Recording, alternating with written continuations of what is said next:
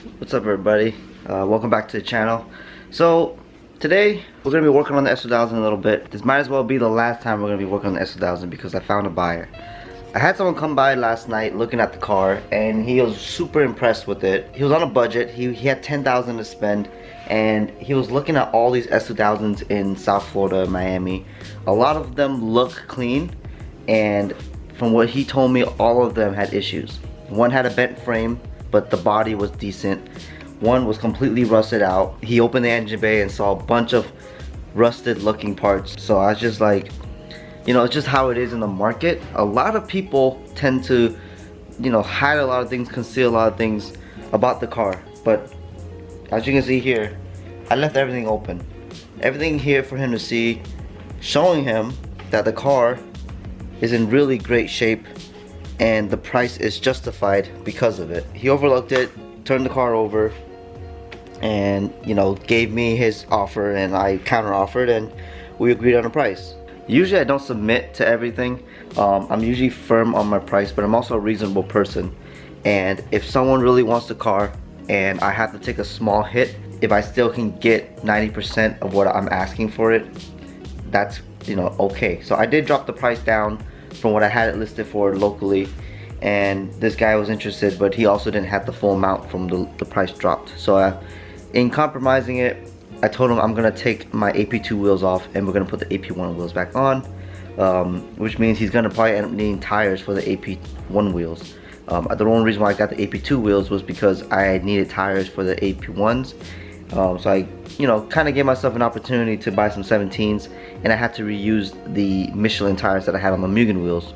If you remember, I had Mugen wheels and I bought the Michelin tires and I sold the Mugen wheels. What we're gonna do today, it's a little early, like almost 10 o'clock, but it feels really nice in here before the sun starts baking on the house.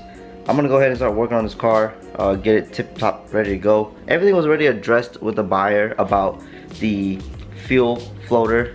It does read a little off, so when you fill up the tank, it makes the car say that it's empty. So what I've been doing recently was just resetting the trip A, and whenever it goes to 200 miles, I go fill it up full tank again, just because it's kind of in between low and not, you know, and not so empty, if that makes sense. Also, another thing to address, the EPS module on the AP1s, which is electronic power steering, it's faulty. You know, it acts up, especially a car that's, you know, how old is this car? 18-year-old cars, stuff like that's gonna happen. I've been trying to source out parts, and whenever I find somebody, it's so hard to keep in contact, and they don't follow back up with photos and stuff like that, so it's super annoying. But you know, he is once as a daily driver. I've been using it as a daily driver, and those two factors don't really affect the car so much, and you can still enjoy it the way it is. Gonna go ahead and start taking these wheels off and putting back on the AP1s. So gonna be keeping these and probably selling these. If not, I might attempt to try them on the Skyline, because I do need some stock wheels for this car, and I did find some locally, but if I can reuse and repurpose the stock wheels on these, it would be kind of cool. So I don't know, we'll see how it goes.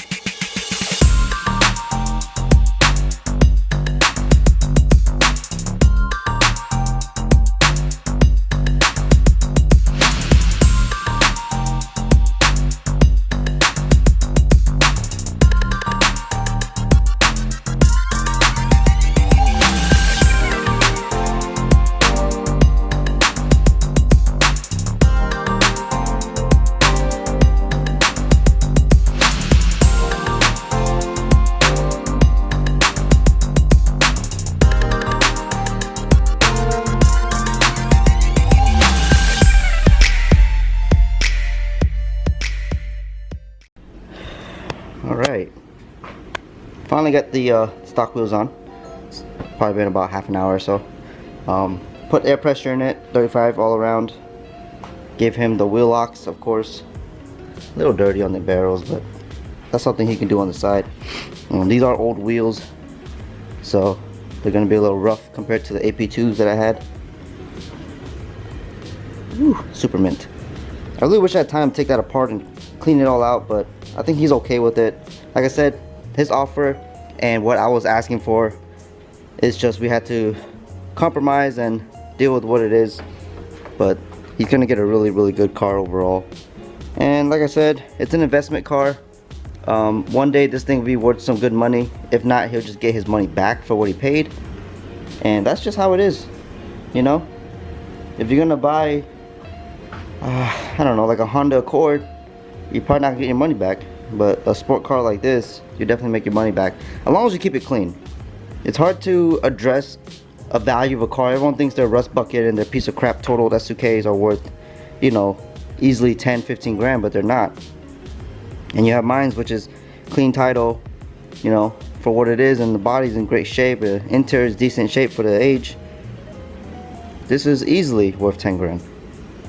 You know, it's gonna run you for a while, as long as you take care of it.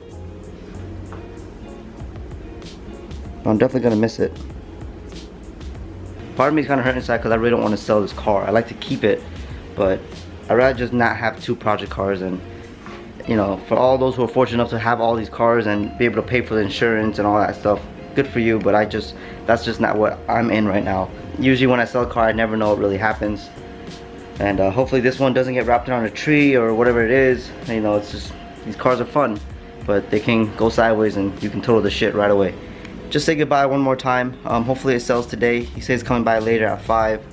I was just cleaning it up for him. He checked the car out yesterday. He was here for like an hour. So once the S2000 is gone, we can start focusing more on this Skyline.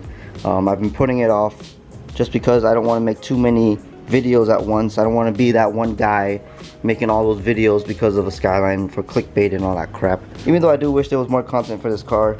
There's just, like I said, anything that comes with videos comes with time and money, and right now I don't have time. I will have money though once I sell this car, but I won't have the time. So we're just gonna put this on hold again for another video, but just want to show you guys it hasn't changed much. I don't know what I want to do yet, but I have plans in my head. Hopefully you guys are enjoying the videos.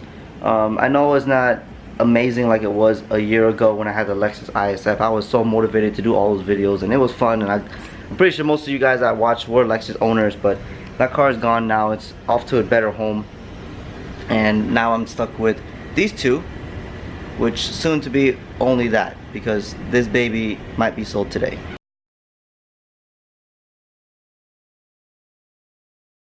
So turns out the buyer came by, and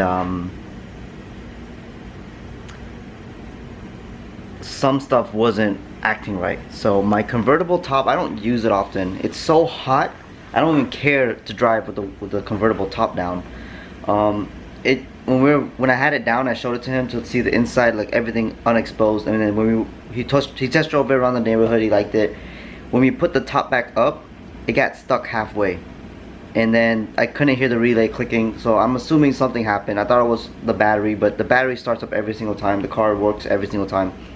I just assumed the joints on the rails that make up the skeleton of the hard top, of the soft top, it actually got like kind of like stuck, if that makes sense. I don't know what happened. I don't use it often. Like I said, it's always up, and when I did have a hard top, it was always down. So I put it down and it worked just fine. When I went to show him the car, I put it up when he finished test driving it, and he freaked out because it wasn't working.